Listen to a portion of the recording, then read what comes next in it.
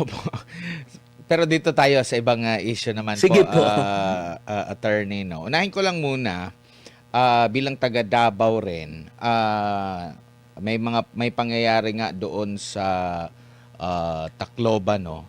Nagbigay ng pahayag si Vice President Sara Duterte na may nakikita siyang kakulangan sa side ng government.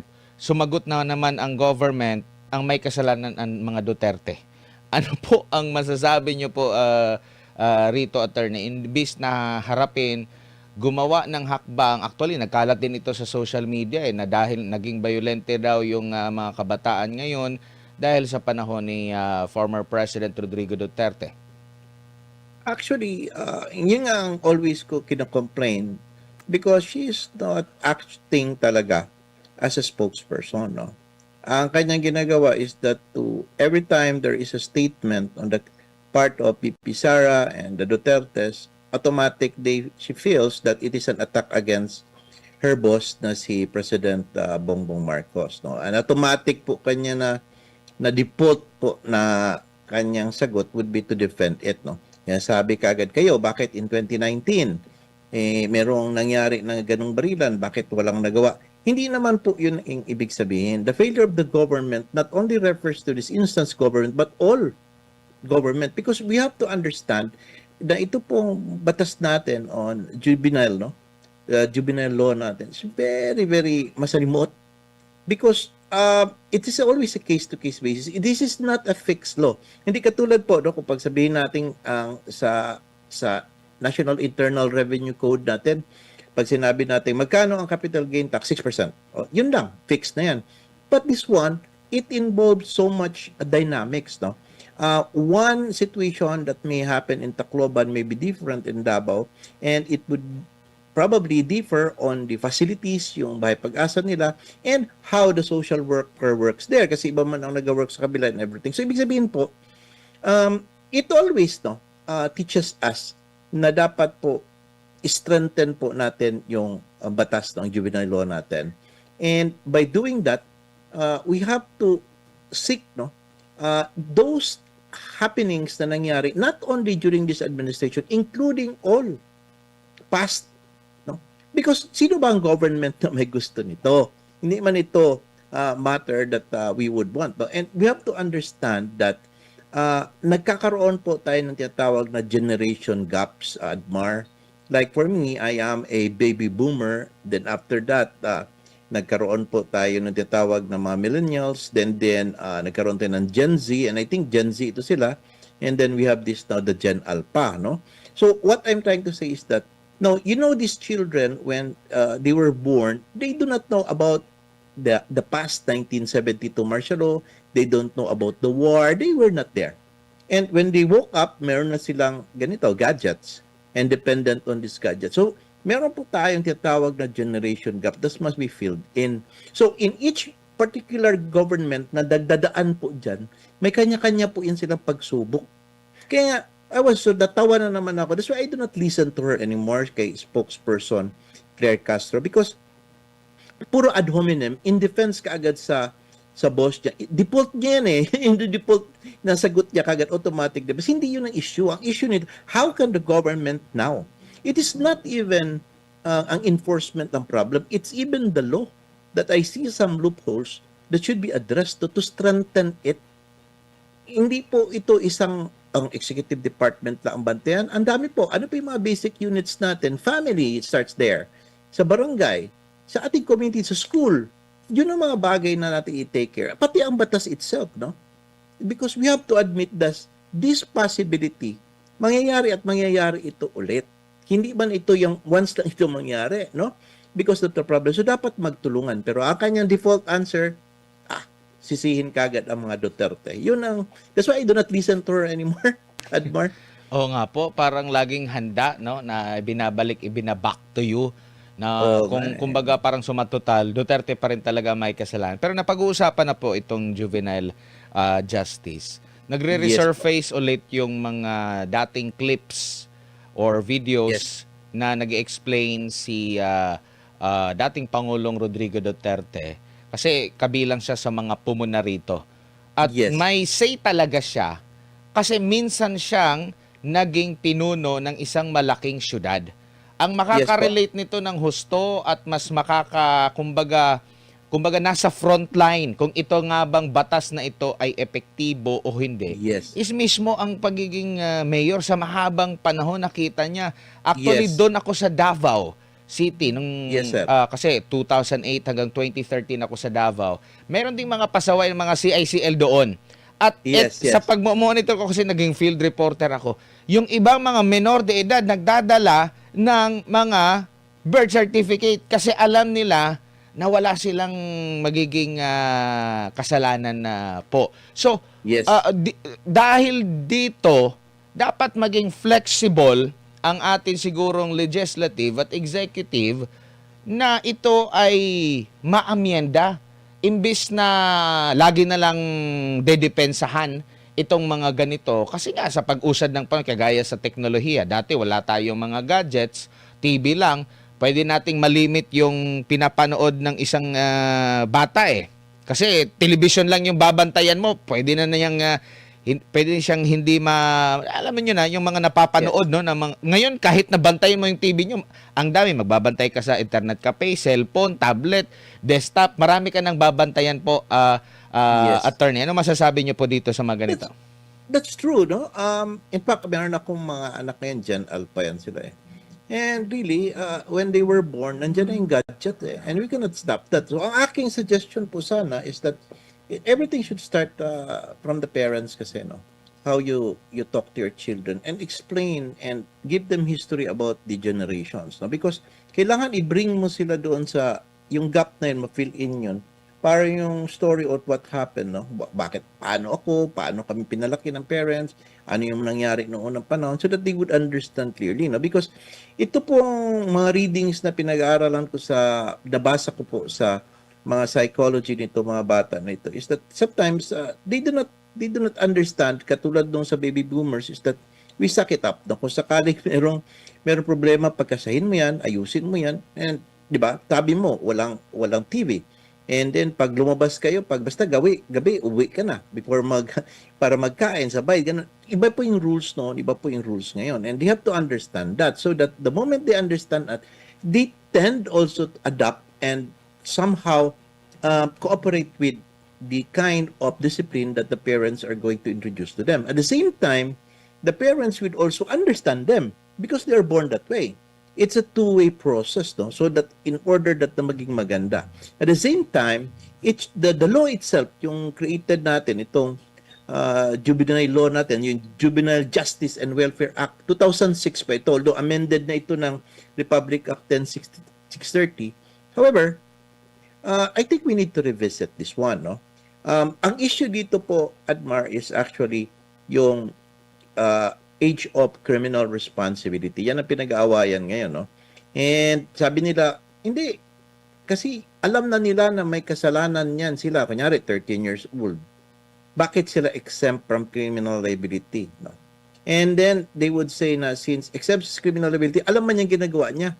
We have to understand that during that 13, meron na ba siyang discernment na mabilis niya na maintindihan na mali at tama ang ginawa niya as compared noong panahon na say ng millennials, napapasok pala ang technology noon na pwedeng sabihin natin at 30 noon, exempt pa talaga sa criminal responsibility. What I'm trying to say is that alam natin, immature sila, but the knowledge of right and wrong mas mabilis na po maintindihan ng mga bata ngayon because of the gadgets, because of the social media, because of our technology right now.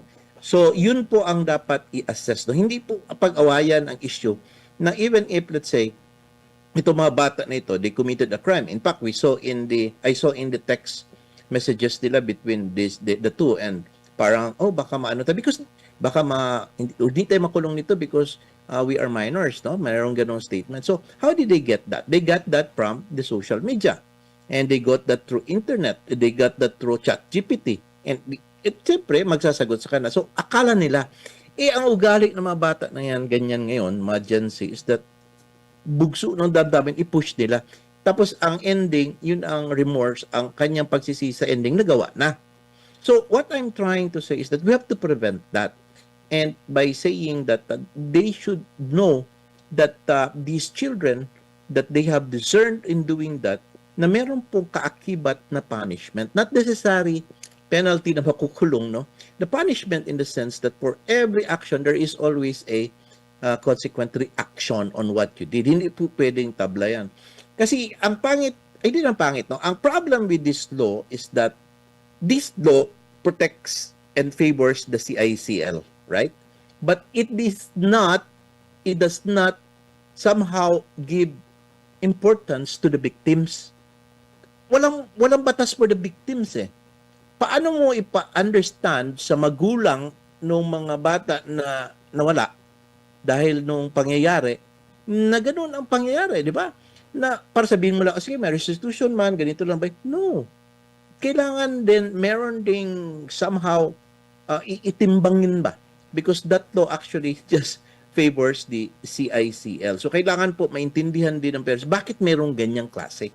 Di Opo. ba? Yun, magulo, Admar. Opo. Actually, this is very masalimuot ito na batas. Pero ito, attorney, no, huli na lang para dito sa topic na ito. It's okay. What if, di ko lang alam kung meron bang ganitong sistema sa ilalim ng batas na antayin na lang siya na mag-legal age at doon siya haharap sa kanyang mga consequences. Pwede ba yon? Yes po. Meron tayong tinatawag na suspended sentence rule. Now, siyempre, sa ngayon, ang batas natin is 15 and below is exempt from criminal liability. So, hindi yan, no? So, yung more than 15 but less than 18, if they commit a crime, kung less serious lang, walang problema kasi intervention lang yan eh. Magpunta lang yan sa barangay and everything. So, let us go to the serious offenses. Like, alam natin yung serious offenses, yung mga heinous offenses, hindi natin i-mention. The thing is that, it has to go to the family court. Ipa-file talaga ang kaso niyan. And then, magkakaroon talaga ng trial. And the moment na matrial yan siya, kung meron ng sentensya, isususpend yan ng court. And if force yan siya ngayon into that intervention, ipapasok sila sa Bahay Pag-asa. At meron na tayong tinatawag na intensive na intervention program nila, no? And within that period po, no, di siya makakalabas dyan, tapos dadadaan siya ng iba't ibang klase, no, na mga interventions na merong pag-aaral doon sa loob, ang family will have to be part of it, and then meron pang maraming mga gagawin doon, no. Then before that, no, magkakaroon po ng report yan sa court. Pagpunta doon sa court, the social worker will send a report and magkakandak po ng hearing ang korte niyan, together with the prosecution and everything, and determine kung anong nangyari. So if the report says remorseful siya at okay na ito siya and everything, ito ang hindi maintindihan ng mga mother ng biktima. Sabihin ng court, o sige, nag-remorse na siya, na-rehabilitate na, pwede na siya i-reintegrate, i-dismiss ang kaso. Or, on the other hand, if the court says, I don't believe, kailangan i-proceed pa tayo ng intervention path, proceed pa natin ng rehabilitate. And then, pagkatapos noon, before reaching 21, talagang either incorrigible, hindi talaga magbago, or second, is that the court doesn't believe talaga nagbabago itong bata na ito. When reaching at the age of that period, pwede po siya ipa-execute na ang sentensya sa heinous crime na yan. Kaya lang, ang problem kasi nito, ang discretion, mataas masyado ang discretion sa judge, tapos sa social workers report, at saka sa police and the prosecution. So, careful tayo ba? Kasi one government unit, let's say LGU, highly organized unit na maganda ang kanilang facilities in having this intervention, may be different from the other provinces na mahina ang kanilang facilities. Kasi ang LGU kasi ang mandated to create eh. Paano kung mahina ang finance? So, highly organized, okay lang. Yung how about yung hindi? So, mag-iiba po, magbabari. At saka yung mga personal na hinire, mga social worker, may be different from the others. No? So, iba-iba to. So, hindi nga siya sa fix. No? Kaya nga, magtaka iba, doon na sentensyahan, dito na excuse siya or na discharge siya or na paalis siya. Paano mo i-explain ngayon dun sa biktima, sa family ng victims? Yun ang problem, hindi yan na-address ng batas. At hindi rin na-address yan ng executive department on how also to conduct psychology or intervention on the part of the victim families. Kasi Oo. kailangan meron din silang intervention at meron din dapat na part ang government na aside from intervention, dapat meron din silang tulong na ibigay na doon po sa pamilya ng mga biktima. Yun nga ang nakikita ko na parang mahirap Yes. sa side ng sa side ng kamag-anak na naiwan, Yes. lalo na kung napuruhan talaga yung Yes. biktima. Kasi ang batas is more on paano maalagaan ang minor de edad na nagkasala. Pero di ko makita kung dito sa side ng family na Yes. nakita niya yung future ng kanyang anak nawala, yung Yes. mga plano nila, yung trauma na naidulot, Yes. parang walang pakonsuelo sa kanila kahit kaya nga Walang yung intervention at yun nga kahit na yung pagkakakulong, kahit yun man lang, at least hindi nga makaka-satisfy yan sa isang magulang na nawalan ng anak True. walang ganun tayo na parang ma-at-ease yung mga magulang. Dala-dala ng magulang yan lalo na pag mga Yes. ganyan na ang edad, napakadami ng plano mo sa iyong anak tapos bigla na lang mapuputol dahil sa ganyan po, attorney. Yun nga po. In fact, one example, kanina nasa pagkainan kami ng mga kaibigan ko, nag-usap kami. How about, let's say, involving a child na nabiging biktima ng, yung ang pang-abuso. Intindihan natin yung ibig ko sabihin, no? And the problem is that the one who committed the offense is a minor. Let's say, mga 16. So, okay, papailan ka ng kaso because it's a heinous crime. But, okay, the suspended sentence and everything. But, how about, doon nga, sabi mo, tama yun sa'yo, yung trauma ng bata na naabuso. Meron ba tayong diversion wherein meron pong psychology na i-offer ang government, a psychiatrist, or ano ba yung intervention nila sa labas na matulungan din natin po yung biktima, kung buhay man siya, o part ng abuso, is that baka move on din siya sa buhay niya. At maging, di ba? Kasi he will be carrying that stigma for the rest of her life. Paano niya idadalhin niya sarili? Ang most cases, ang nakakatakot if they commit something wrong physically against themselves. Dahil na-depress na sila. Dapat meron po counterpart na gano'n na iba po, no? For this particular, must be a particular law for that also sana.